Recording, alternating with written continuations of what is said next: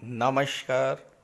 बहुत स्वागत है आप सभी दर्शकों का मिथुन राशि के लिए सितंबर 2024 से दिसंबर 2024 के राशिफल के इस वीडियो में। कष्टों, दुखों, पीड़ाओं में बीते 2024 के 8 माह क्या आगे भी ऐसा ही रहेगा? कब होगा सुधार और कब मिलेगी कष्टों से मुक्ति? जी हाँ, मिथुन राशि के जातकों के जीवन में ना तो ढैया प्रभावी है, ना शनि की 7.5 प्रभावी है और ना ही शनि की पनौती प्रभावी है। लेकिन इसके बावजूद 2024 जनवरी से और अगस्त 2024 के 8 महीनों में मिथुन राशि के जातक लगातार कष्ट ही झेल रहे हैं। हालांकि मिथुन राशि बुध की राशि है और मिथुन राशि के लिए शनि भी योग कारक हैं, सूर्यदेव भी प्रबल योग कारक हैं, बुध भी योग कारक हैं। बुध तो आपके राशि के स्वामी ही हैं और शुक्र भी मिथुन राशि के जातकों के लिए प्रबल योग कारक हैं। लेकिन फिर भी मिथुन राशि के जातकों को लगातार कष्ट झेलने पड़े। हालांकि सबके साथ ऐसा नहीं हुआ होगा। जिनकी भी कुंडली में शनि अच्छे थे, शुक्र अच्छे थे, सूर्य अच्छे थे, अंश बल से मजबूत थे, स्वराशि, उच्च राशि, मित्र राशि में थे, उन्हें बहुत कुछ प्राप्त भी हुआ होगा। लेकिन जिनकी भी कुंडली में शनि, सूर्य या बुध खराब थे, उन्होंने जीवन में तमाम तरह के कष्ट ही झेले होंगे इन 8 महीनों में। कुछ जातकों ने तो इन 8 महीनों में जितना कष्ट झेला उसकी कोई कल्पना भी नहीं की जा सकती है। आर्थिक संकट, खराब स्वास्थ्य, पारिवारिक कलह, अपनों का दूर होते जाना, दिन प्रतिदिन कर्ज के दलदल में डूबते चले जाना, मानसिक चिंता, तनाव, डिप्रेशन जैसी स्थितियां आपके जीवन में आई होंगी। और कुछ जातकों को तो धन की हानि, पैसा डूब जाना, व्यापार में धोखाधड़ी, लगी लगाई नौकरी छूट जाना, कोर्ट कचहरी की परेशानियां, इस तरह की भी समस्याएं कुछ जातकों को झेलनी पड़ी होंगी। अगर आप मिथुन राशि के जातक हैं तो कमेंट करके बताइएगा। ये वीडियो आपके लिए बहुत महत्वपूर्ण है क्योंकि इसमें इसी बात पर चर्चा करेंगे कि आपके जीवन में चल रही इन समस्याओं से राहत आखिर कब तक मिलेगी, कब परिवर्तन होगा आपके जीवन में। और इस बात पर भी चर्चा करेंगे कि पिछले 8 माह में ऐसी क्या ग्रह स्थितियां रहीं जिसके कारण आपको जीवन में कोई सकारात्मक परिवर्तन नज़र नहीं आया। ये विश्लेषण आपकी चंद्र राशि के आधार पर किया जा रहा है। आपकी जन्म कुंडली में जिस भाव में चंद्रमा का गोचर है, अगर वहाँ पर 3 का अंक लिखा हुआ है तो आपकी मिथुन राशि है और उसी आधार पर आप इस वीडियो को समझिएगा। तो ये है मिथुन राशि के जातकों की कुंडली। आपके राशि के स्वामी हैं युवराज बुध, और बुध सूर्य के भी मित्र हैं, शनि के भी मित्र हैं, बुध शुक्र के भी मित्र हैं, राहु और केतु के भी मित्र हैं। लेकिन क्या हुआ पिछले 8 महीनों में? पहले ग्रह स्थितियों को समझें। आपके लग्न में मंगल का गोचर है 12वें भाव में, गुरु का गोचर है, सूर्य और बुध 3रे भाव में, शुक्र केतु 4थे भाव में, शनि 9वें भाव में और राहु 10वें भाव में हैं। ये वर्तमान की ग्रह स्थितियां हैं सितंबर की।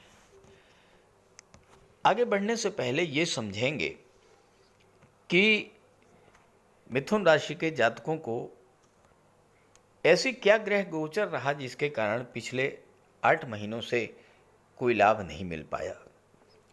देखिए, भाग्य और कर्म 2 जीवन के ऐसे दो पहलू हैं जिनमें एक भी अगर कमज़ोर हो जाए तो जीवन में समस्या आने लगती है, और अगर दोनों ही कमज़ोर हो जाएं तो फिर तो कल्पना ही नहीं की जा सकती कि कितना कष्ट मिल सकता है। और आपके साथ यही हुआ। शनि भाग्य भाव में गोचर कर रहे हैं। शनि कालपुरुष कुंडली में कर्म के कारक और लाभ के कारक माने जाते हैं, और शनि ही आपकी कुंडली में भाग्य को, कर्म को और लाभ को, तीनों को प्रभावित करते हैं। अब शनि ऐसे ग्रह हैं जो अत्यंत धीमी गति से गतिमान होते हैं, एक राशि में 2.5 वर्ष तक गोचर करते हैं। तो इसी कारण शनि के गोचर का फल भी बहुत देरी से मिलता है। 2024 की जब शुरुआत हुई और शनि कुछ आपको लाभ दे पाते, इसके पहले ही 11 फरवरी को शनि अस्त हो गए और 18 मार्च तक शनि अस्त रहे। तो जब शनि अस्त हो गए तो भाग्य भी अस्त, कर्म भी अस्त और लाभ भी अस्त हो गया। सीधा सा प्रभाव आपके भाग्य, आपके कर्म क्षेत्र और आपकी इनकम पर पड़ा। कार्यों की गति मंद हो गई, कार्यों में रुकावट आने लगी और स्थितियां लगातार बिगड़ती चली गईं। शरीर में आलस्य, थकान बढ़ा, कार्यों को टालने की प्रवृत्ति बढ़ी, धन के आने की गति मंद हुई। अब धन तो आया नहीं, खर्च ज्यों के त्यों रहे, तो आर्थिक संकट बढ़ा, मानसिक चिंता, तनाव, परिवार में कलह की स्थितियां बनी। हो सकता है कोई प्रॉपर्टी का विवाद भी उत्पन्न हुआ हो, कोई मकान आपने बनवाना शुरू किया है, उसमें बाधा आई हो। सबसे बड़ा जो संकट आपके लिए आया शनि के अस्त होने के कारण, वो आपकी आर्थिक स्थिति पर आया। आपकी इनकम बहुत ज़्यादा प्रभावित हुई। अब ये तो रहा शनि के कारण।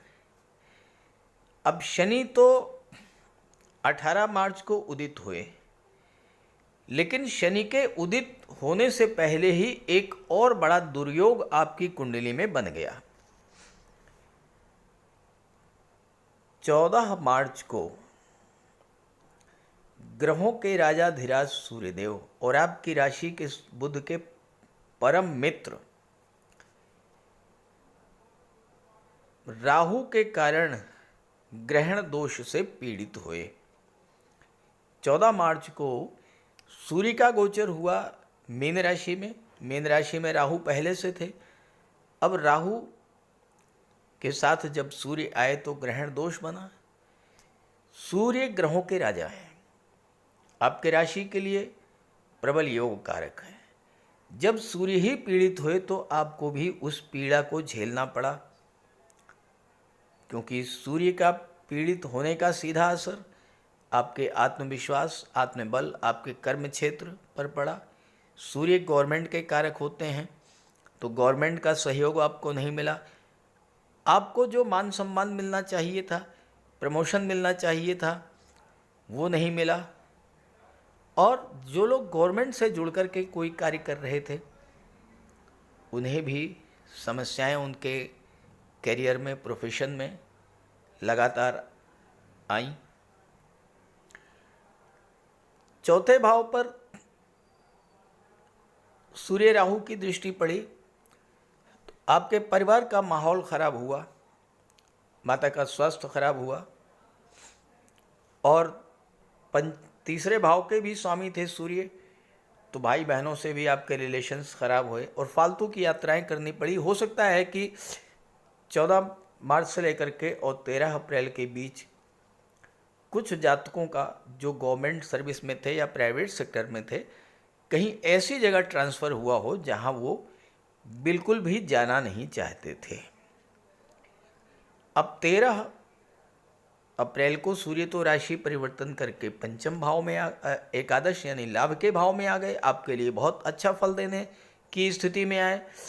लेकिन 3-4 दिन के बाद ही एक और बड़ा दुर्योग आपकी कुंडली में बना 23 अप्रैल को।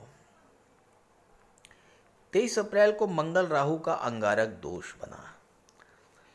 अब अंगारक दोष के बारे में बहुत विस्तार से नहीं कहूँगा, इस पर तो मैंने कई वीडियोस बनाए हैं, आपने देखा होगा। अंगारक योग यानी वो योग जो सब कुछ जला करके राख कर देने वाला होता है। तो मंगल इन लाभ के भाव के स्वामी थे, तो आपकी इनकम को पूरी तरह से बाधित कर दिया होगा। आय के स्रोत बहुत घट गए होंगे, आपका पैसा बिल्कुल फंसता चला गया होगा। आप बिजनेस में थे, आपका बहुत सारा पैसा मार्केट में फंस गया होगा। जो लाभ आपको मिलना चाहिए था नहीं मिल पाया होगा। 8वें भाव के स्वामी थे, आपके जीवन में संघर्ष बढ़ गए होंगे।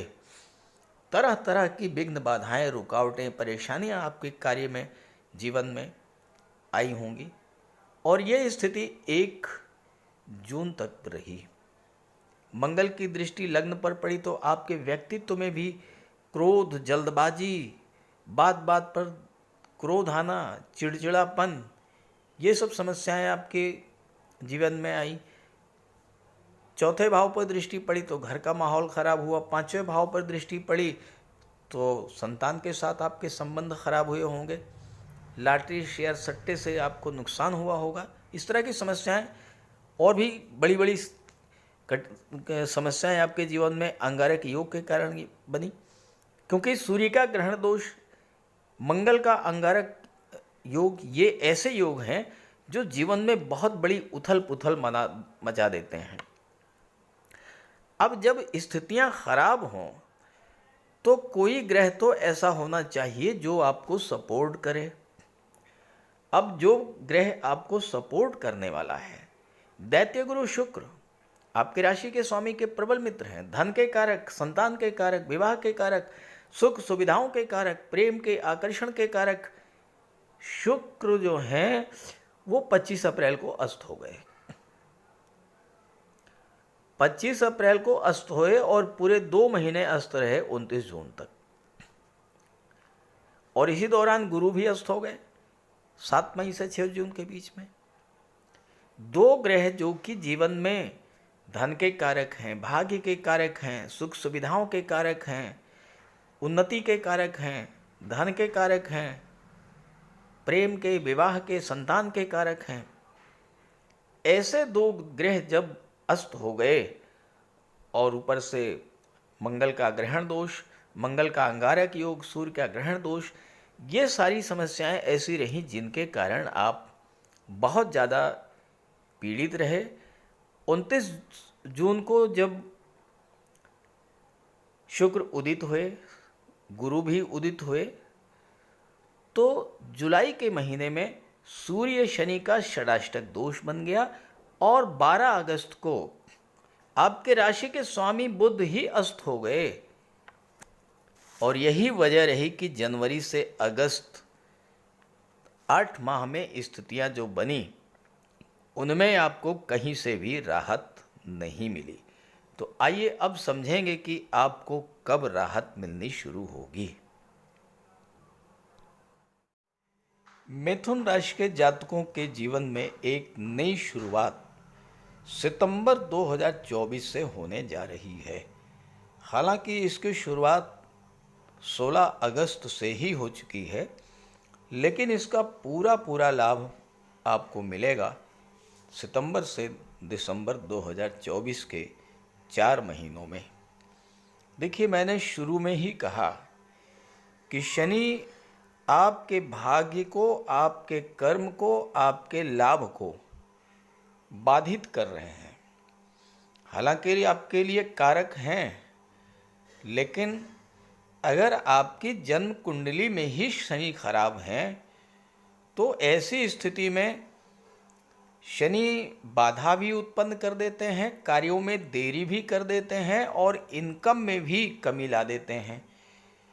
तो शनि के कारण आपके भाग्य में जो रुकावट आ रही है, आपके कार्य क्षेत्र में जो बाधा आ रही है, आपकी इनकम में जो कमी आ रही है, उसी को दूर करने के लिए ग्रहों के राजाधिराज सूर्यदेव अपनी ही राशि में 16 अगस्त से गोचर कर रहे हैं और सूर्य की दृष्टि और बुध की दृष्टि दोनों शनि पर पड़ रही है।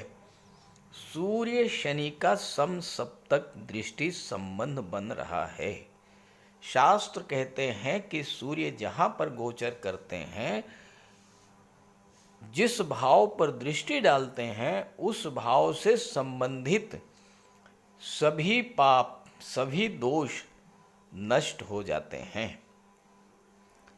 सूर्य में प्रकाश है, शनि है अंधकार। सूर्य की दृष्टि जहाँ पर पड़ती है वहाँ पर अंधेरा रह ही नहीं सकता। तो सूर्य के प्रकाश से, सूर्य की दृष्टि शनि पर पड़ने से भाग्य भाव में शनि का जो अंधकार छाया हुआ था वो समाप्त होगा। सूर्यदेव भाग्य को जागृत करेंगे। आपका भाग्य साथ देना शुरू करेगा। जब भाग्य साथ देना शुरू करेगा तो कर्म भाव भी जागृत होगा, कार्यों को गति मिलेगी, अधूरे कार्य तेजी से बनना शुरू होंगे और सबसे बड़ी बात कि आपको गवर्नमेंट का सहयोग मिलना शुरू हो जाएगा। सरकारी अधिकारी कर्मचारियों का सहयोग मिलना शुरू हो जाएगा। गवर्नमेंट से मान सम्मान की प्राप्ति होगी। जो जातक गवर्नमेंट से जुड़े हुए हैं, सरकारी सेवा में हैं या प्राइवेट सेक्टर में हैं और किसी उच्च पद या प्रशासनिक पद पर हैं, उनके लिए सूर्य जबरदस्त लाभ देने की स्थिति में है इस समय। और सूर्य के प्रभाव से एकादश भाव भी जागृत होगा, यानी आपकी इनकम में भी वृद्धि होनी शुरू हो जाएगी सितंबर के महीने से।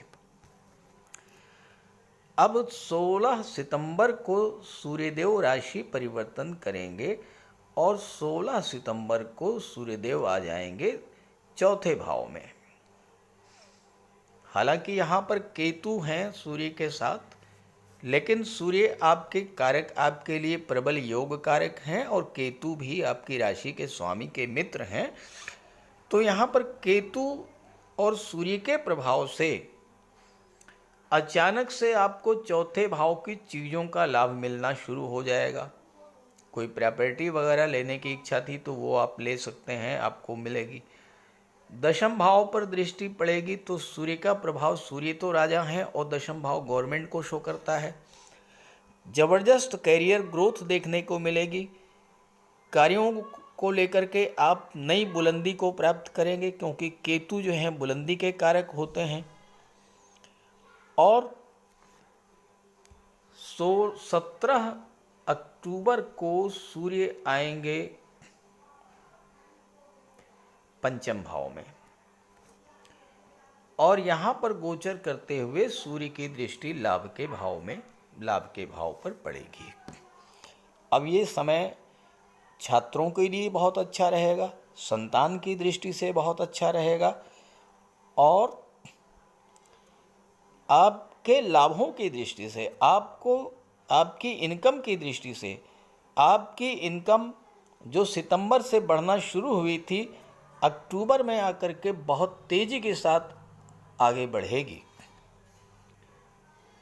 और 17 नवंबर को सूर्यदेव छठे भाव में जब आएंगे तो यहाँ पर आपके लिए विदेशों से लाभ, विदेश जाने का योग और विदेशों में कोई नौकरी पाने का भी योग बनेगा। विदेशी व्यापार की दृष्टि से समय बहुत अच्छा रहेगा। चूँकि 12वें भाव में गुरु हैं, गुरु सप्तम के स्वामी हैं जो कि व्यापार का होता है, तो विदेशी व्यापार से भी आपको ज़बरदस्त लाभ मिलेगा। और 16 दिसंबर को सूर्यदेव जब आपके लग्न में आएंगे तो सप्तम भाव को भी प्रकाशित करेंगे और आपके लग्न को भी प्रकाशित करेंगे। तो स्वास्थ्य में जबरदस्त सुधार देखने को मिलेगा। आत्मविश्वास, आत्मबल आपका चरम पर होगा और इस समय आपको अपने व्यापार व्यवसाय में भी जबरदस्त लाभ प्राप्त होगा। बुध के बारे में मैंने कोई जिक्र नहीं किया, इसलिए कि बुध एक ऐसे ग्रह हैं जो कुंडली में या तो सूर्य के साथ ही रहते हैं या सूर्य से एक घर आगे पीछे रहते हैं। तो सूर्य और बुध दोनों का जबरदस्त फल आपको प्राप्त होगा सितंबर से दिसंबर के बीच में। शुक्र जो कि धन के कारक हैं, आपकी कुंडली के चौथे भाव में गोचर कर रहे हैं इस समय केतु के साथ। अब केतु एक ऐसे ग्रह हैं जो बुलंदी और ऊंचाई के कारक होते हैं और जिस ग्रह के साथ गोचर करते हैं अगर वो उनका मित्र है तो उसके बल में कई गुना वृद्धि कर देते हैं। तो सितंबर में 18 सितंबर तक शुक्र केतु के साथ रहेंगे तो चौथे भाव की चीज़ों का ज़बरदस्त लाभ मिलेगा। आपके घर में खुशियाँ लौटेंगी, कोई धार्मिक मांगलिक आयोजन इस समय होगा। शुक्र पंचम भाव के स्वामी हैं, संतान की प्राप्ति आपको इस समय हो सकती है या संतान का नामकरण संस्कार है, जन्म संस्कार है, इस तरह का कोई अच्छा कार्यक्रम या संतान के विवाह का भी योग बनेगा इस समय। 18 सितंबर को शुक्र जो हैं वो पंचम में आ जाएंगे और लाभ के भाव पर दृष्टि डालेंगे। ये वो समय होगा जबकि वो जातक जो शेयर मार्केट, स्टॉक मार्केट से जुड़े हुए हैं उन जातकों को विशेष लाभ प्राप्त होगा। इनकम आपकी बढ़ाएंगे शुक्र। चूँकि शुक्र 12वें भाव के स्वामी हैं तो आपको विदेशों से इस समय जबरदस्त लाभ होगा। जो जातक विदेशों से जुड़ कर के कार्य कर रहे हैं उनके लिए शुक्र का गोचर बहुत ही श्रेष्ठ फल देने वाला होगा। 13/10 को शुक्र जो है छठे भाव में आएंगे, 12वें भाव पर दृष्टि डालेंगे तो विदेशों से लाभ, विदेश जाने का योग और विदेशी व्यापार से लाभ। सबसे महत्वपूर्ण गोचर होगा शुक्र का 7 नवंबर को। शुक्र आएंगे सप्तम भाव में। सप्तम भाव के कारक होते हैं शुक्र। आपके विवाह का जबरदस्त योग बनेगा, दाम्पत्य जीवन में खुशियां लौटेंगी, व्यापार व्यवसाय में जबरदस्त लाभ मिलेगा आपको और आप अपने व्यापार व्यवसाय को विदेशों तक विस्तारित करेंगे इस गोचर काल में। यहाँ महत्वपूर्ण बात यह है कि शनि भाग्य भाव में बैठे हैं, शुक्र सप्तम में हैं। शनि शुक्र एक दूसरे के परम मित्र हैं। ऐसे में इस समय आपको विवाह के पश्चात और अपने जीवन साथी के माध्यम से विशेष लाभ का योग बनेगा और ख़ास करके सप्तम में जब शुक्र होते हैं तो वो जातक जो महिलाओं से संबंधित चीज़ों का व्यापार व्यवसाय कर रहे हैं, मिथुन राशि के जातक, उनके लिए जबरदस्त लाभ इस समय मिलेगा।